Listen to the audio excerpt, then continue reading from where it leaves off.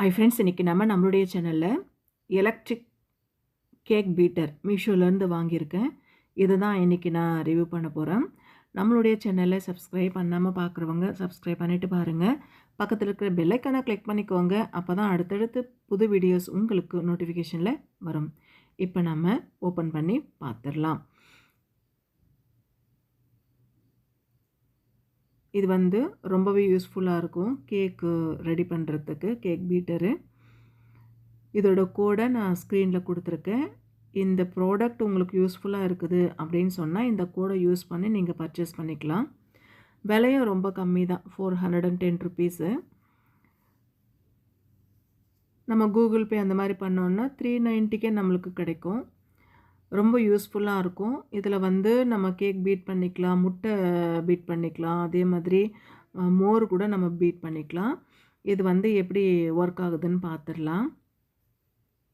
இது நம்ம தயிர், இந்த மாதிரி வெண்ணெய் இதை பீட் பண்ணுறதுக்கு நல்லாயிருக்கும். தனித்தனியாக வச்சுக்கிட்டால் நல்லாயிருக்கும். நம்மளோட விருப்பப்படி தான் நம்ம எப்படி வேணாலும் யூஸ் பண்ணிக்கலாம்.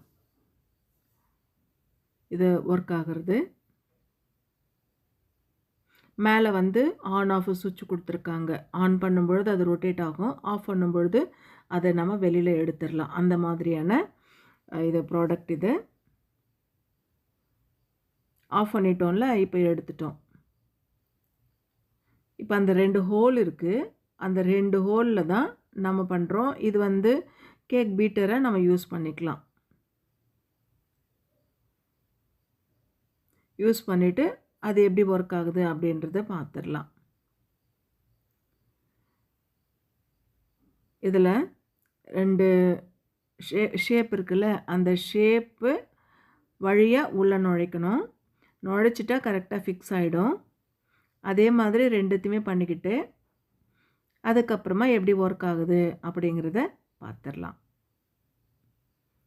ரொம்ப சிம்பிள் தான். உள்ளே நுழைச்சிட்டா அது ஆட்டோமேட்டிக்காக ஃபிக்ஸ் ஆகிடும். இது கேக் பீட்டரு. தேவையில்லைன்னா மேலே சுவிட்ச் ஆஃப் பண்ணிவிட்டு அதை எடுத்துக்கலாம். அந்த பீட்டர் இதில் இருக்கு இல்லையா, அது. இப்போது நம்ம கேக் செய்யும்பொழுது எப்படி இருக்குன்னு செக் பண்ணி பார்க்குறதுக்காக நம்ம கேக்கு செய்யணும் அப்படின்னா முட்டை பீட் பண்ணிக்கிறதுக்கு இது. அதே மாதிரி மோர், தயிர் கூட நம்ம பீட் பண்ணிக்கலாம். அவ்வளோதான்.